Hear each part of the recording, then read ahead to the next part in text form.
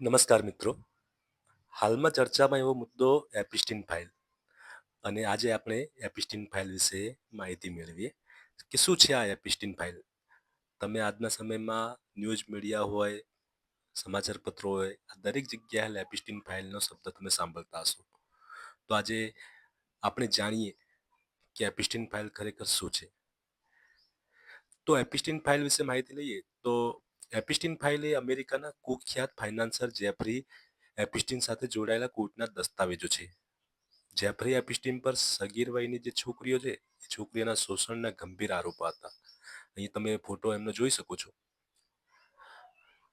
બીજી આગળ વાત કરીએ તો આ ફાઇલો વિશે એની મુખ્ય જે વિગતો છે એ જાણીએ. આ ફાઇલો શું છે? આ દસ્તાવેજો મુખ્યત્વે વર્જિનિયા ગ્રિફે એપિસ્ટીનની પીડિતોમાંની એક દ્વારા 2015માં ગિસ્લેન મેક્સવેલ એપિસ્ટીનની સહયોગી વિરુદ્ધ કરવામાં આવેલી સિવિલ માનહાનિના કેસનો ભાગ છે. 2024ની શરૂઆતમાં અદાલતના આદેશ બાદ આ ગુપ્ત દસ્તાવેજોને જાહેર કરવામાં આવ્યા હતા. હવે આગળ જોઈએ કે એમાં કોના કોના નામ છે. આ ફાઇલોમાં એવા લોકોના નામ છે જેઓ કોઈને કોઈ રીતે એપિસ્ટીન સાથે જોડાયેલા હતા. તેમાંના દરેક વ્યક્તિ ગુનેગાર છે એવું નથી, પરંતુ તેઓ નીચેનામાંથી કોઈ એક રીતે યાદીમાં સામેલ છે. એપિસ્ટીનના મિત્રો અથવા પરિચિતો, તેની સાથે મુસાફરી કરનાર લોકો, તેના કામદારો અથવા પીડિતો. આ ઘટનાના સાક્ષીઓ કોણ છે? તો ચર્ચિત નામો છે કેટલાક કે આ દસ્તાવેજોમાં વિશ્વના ઘણા પ્રભાવશાળી લોકોનું નામ સામે આવ્યા છે, જેમાં નીચેનાના સમાવેશ થાય છે. જો કે આ બધા પર આરોપ નથી. બિલ ક્લિન્ટન અમેરિકાના પૂર્વ રાષ્ટ્રપતિ હતા.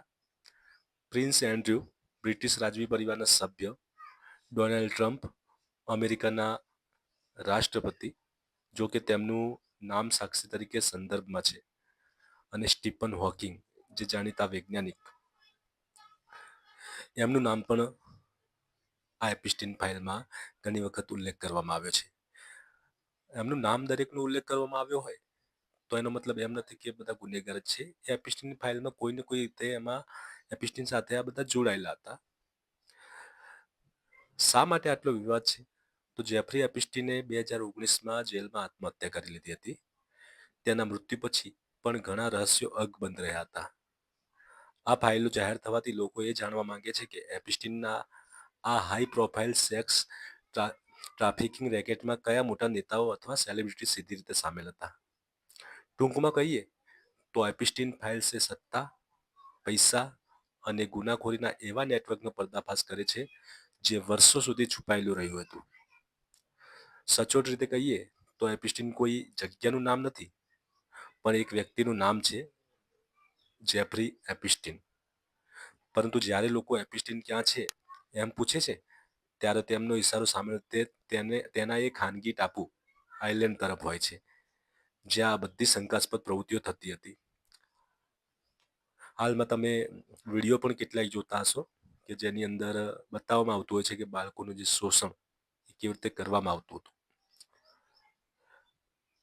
લિટલ સેન્ટ જેમ્સ આ એપિસ્ટીનનો સૌથી કુખ્યાત ખાનગી ટાપુ છે. કઈ જગ્યાએ આવેલો છે? તો કે આ ટાપુ યુએસ વર્જિન આઇસલેન્ડમાં આવેલો છે, જે કેરેબિયન સમુદ્રમાં સ્થિત છે.